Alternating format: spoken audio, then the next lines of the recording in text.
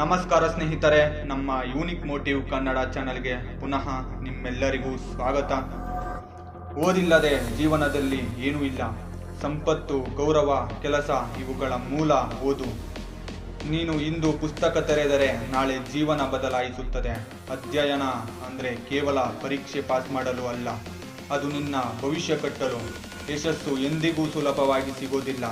ಅರಸಿ ಕಾದವರು ಏನೂ ಸಾಧಿಸಲಿಲ್ಲ, ಶ್ರಮಿಸಿದವರು ಮಾತ್ರ ಸಾಧಿಸಿದವರು.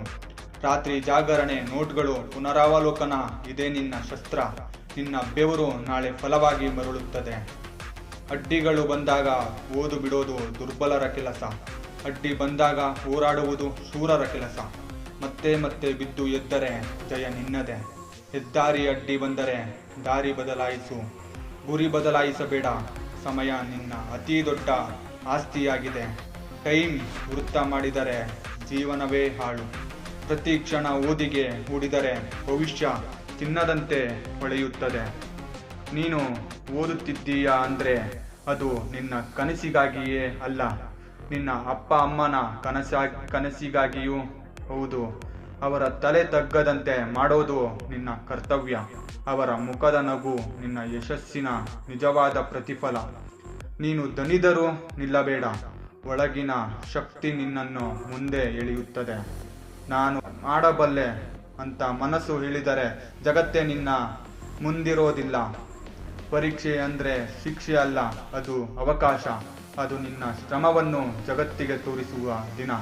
ಭಯ ಬೇಡ, ತಯಾರಿ ಮಾಡು. ಪರೀಕ್ಷೆ ದಿನ ನಿನ್ನ ವೇದಿಕೆ. ಓದು ಅಂದರೆ ನಿನ್ನ ಜೀವನದ ಕೀಲಿಯಾಗಿದೆ.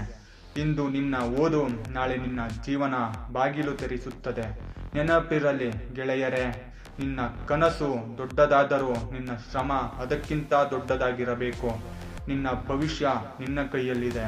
ಜೀವನದಲ್ಲಿ ಯಾವ ಹೋರಾಟ ಬಂದರೂ ನಿನ್ನ ಶ್ರಮ ನಿನ್ನ ಪ್ರತಿಕಾರ. ಈ ವಿಡಿಯೋ ನಿನ್ನ ಮನಸ್ಸಿಗೆ ಶಕ್ತಿ ಕೊಟ್ಟಿದೆ ಎಂದು ಭಾವಿಸುತ್ತೇನೆ. ಇದಾಗಿತ್ತು ಇಂದಿನ ಮೋಟಿವೇಶನ್. ಇಂತಹ ಇನ್ನೂ ಹೆಚ್ಚು ಮೋಟಿವೇಶನ್ ಬೇಕಾದಲ್ಲಿ ನನ್ನ ಚಾನಲ್ ಯೂನಿಕ್ ಮೋಟಿವ್ ಕನ್ನಡ ಚಾನಲ್ಗೆ ಸಬ್ಸ್ಕ್ರೈಬ್ ಮಾಡಿ. ಹಾಗೆ ವಿಡಿಯೋ ಇಷ್ಟ ಆದಲ್ಲಿ ಲೈಕ್ ಮಾಡೋದು ಮರಿಬೇಡಿ. ಈ ವಿಡಿಯೋ ನಿಮಗೆ ಹೇಗೆನಿಸಿತು, ಹಾಗೆ ನಿಮಗೆ ಮುಂದೆ ಯಾವ ವಿಷಯದ ಮೇಲೆ ಮೋಟಿವೇಶನ್ ಬೇಕೆಂದು ಕಮೆಂಟ್ ಮಾಡೋದು ಮರಿಬೇಡಿ. ಮತ್ತೆ ಸಿಗೋಣ. ಧನ್ಯವಾದ.